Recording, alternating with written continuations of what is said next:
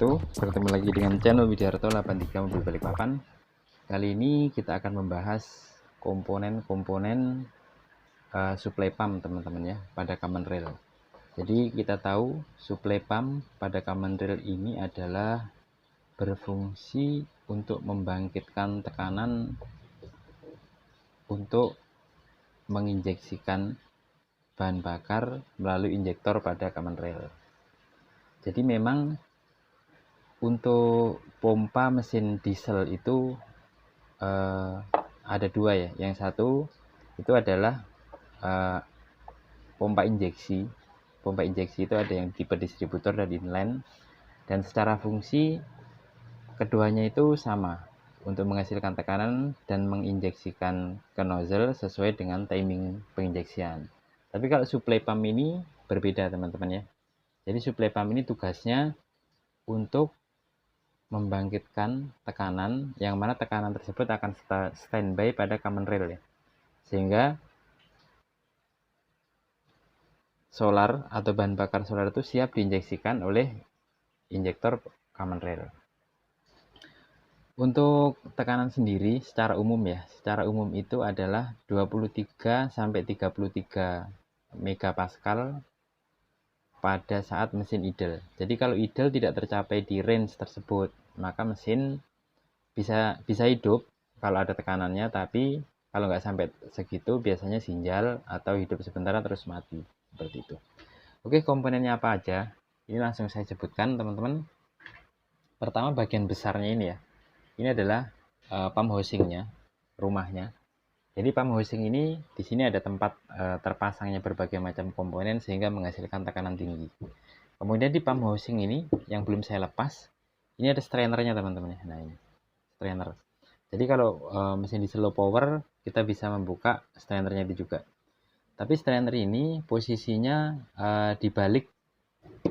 Jadi di sini blok mesin. Ini saya ambil contoh punya Triton, blok mesin. Jadi posisi di sini menggunakan kunci L memang agak susah ya. Tapi masih ada celah untuk membuka seperti itu.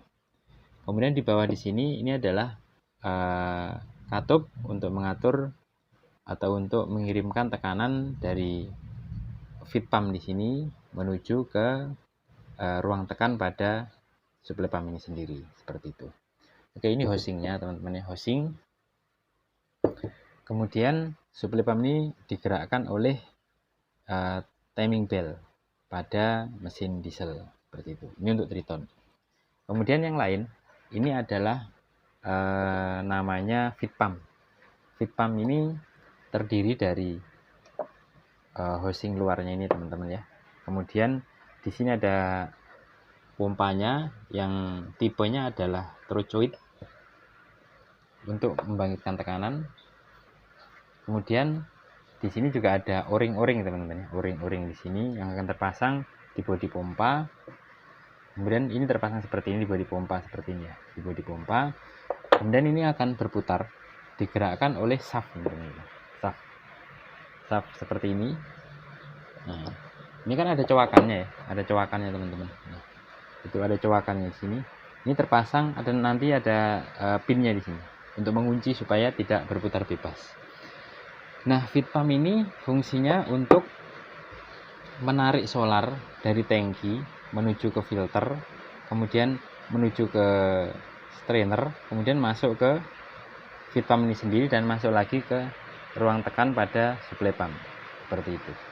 Jadi kalau misalnya teman-teman menemui kendala, misalnya mesin hidup 5 menit, kemudian tiba-tiba mati lagi. Tapi tekanannya tercapai, kemudian engine check mati, semua saluran sudah dibersihkan, tangki aman, filter aman. Yang pernah saya temui ini adalah suplai pump, bukan suplai pump, feed pumpnya ini sudah aus. Jadi di sini di bagian tengah ini teman-teman ya, ini sudah baret-baret di tengah ini. Nah, ini sudah baret-baret sehingga menyebabkan tekanan tidak terbentuk dengan sempurna.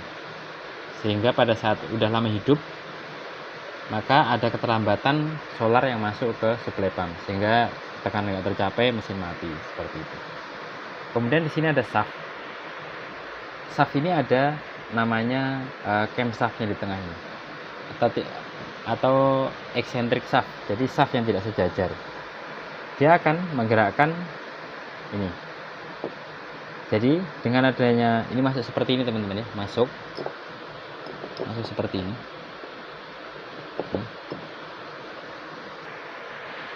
Jadi ketika ini posisinya masuk seperti ini, ketika shaft ini berputar di satu poros, maka di sini akan menyebabkan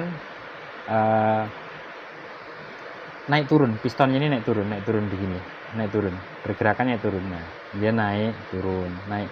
Pada saat cam loopnya di atas seperti ini, dia akan terdorong naik. Pada saat di bawah, dia akan ketarik turun, seperti itu, naik turun, seperti itu. Dia naik turun ya. Oke, ini fungsi dari shaftnya yang berupa cam. Kemudian ini ada rangka bagian depan untuk mengikat pompa di bagian depan. Ada juga ini terdiri dari seal teman-teman ya, dan dipegang oleh kunci L seperti itu. Kemudian ada juga di sini yang namanya, ini adalah sensor temperatur solar, dia untuk mendeteksi seberapa suhu panas pada solar yang ada di dalam pompa tersebut. Kemudian ini yang sering kita kenali itu adalah namanya SCV, suction control valve suction ya, hisap kontrol pengatur valve katup, pengatur penghisapan pompa, seperti itu. Jadi kalau ini rusak atau tidak berfungsi, menyebabkan mesin low power yang pasti ya, seperti itu. Kemudian teman-teman, di mana sih pembangkitan tekanan pada suplai pump? Jadi di sini ada pump plunger di sini. Ini kita cabut spring. Ini ada return spring. Kemudian ini ada plungernya. Dia akan masuk ke dalam ini teman-teman. Nah, ini memiliki ketelitian yang sangat tinggi. Jadi tidak boleh, makanya dia tidak boleh menggunakan solar yang asal-asalan. Nah, dia akan bergerak. Nah, ya kan? Nah, dia sangat kepres sekali nih teman-teman. Nah, sangat kepres sekali. Nah, dia naik turunnya ini, naiknya itu digerakkan oleh gerakan cam ini tadi, dan nurun ini kan.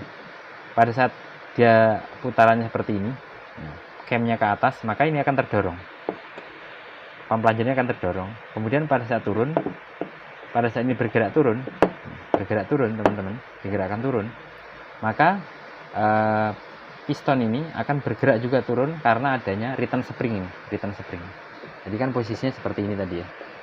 Nah, seperti ini. Nah, seperti ini.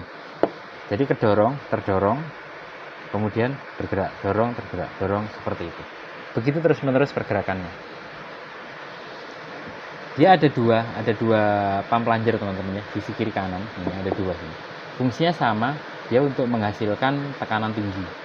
Kemudian tekanan tinggi ini akan dikirim menuju ke common rail, tapi di situ juga ada valve-nya teman-teman. Nah, posisi valve-nya ada di situ. Nah, valve-nya itu ini. Nah, ada steel ball 1, kita masukin situ. Nah, ke dalam sana itu kelihatan dalam. Kemudian dipasang, ditahan oleh spring. Nah, sehingga apa? Tekanan sudah keluar, dia tidak akan kembali ke pompa. Seperti itu. Fungsinya seperti itu ya. Jadi secara keseluruhan komponen dari suplai pump ini teman-teman ya, fungsinya adalah untuk membangkitkan tekanan sesuai dengan tuntutan tekanan pada mesin tersebut atau tekanan yang dibutuhkan pada mesin tersebut. Jadi semua tekanan ini di sini dikumpulkan dalam common rail, disensor oleh sensor tekanan common rail atau fuel pressure sensor, kemudian dikirimkan ke injektor, dia standby, dan injektor akan mendapat sinyal dari ECU kapan dia harus menginjeksikan. Ketika sinyal masuk, injektor terbuka dan terjadi tekanan, terjadi penginjeksian, seperti itu. Jadi komponen-komponennya itu tadi teman-teman ya, cukup banyak, tapi saya yakin kalau kita lihat satu-satu pasti bisa, seperti itu. Jadi dengan video ini saya harap teman-teman tidak apalah ya namanya, dengan command rail itu tidak menganggap sebuah momok wah teknologinya sangat besar, tidak boleh dibongkar, susah gitu enggak. Yang penting harus dalam keadaan bersih, terendam solar, kemudian jangan sampai ada kotoran tertempel ketika memasang seperti itu. Dan di dalam suplai pump ini tidak ada penyetelan seperti ini ya, injection pump yang manual. Jadi mereka ini hanya membangkitkan tekanan seperti itu. Tapi jangan lupa ada juga yang berhubungan kerja dengan ICU. Di sini ada SCV, suction control valve, suction control valve, kemudian ada sensor temperatur bahan bakar. Jadi itu yang harus kita ketahui teman-teman ya. Oke, sekian. Nanti secara detail akan saya tambah lagi penjelasannya. Semoga bermanfaat. Terima kasih. Assalamualaikum warahmatullahi wabarakatuh.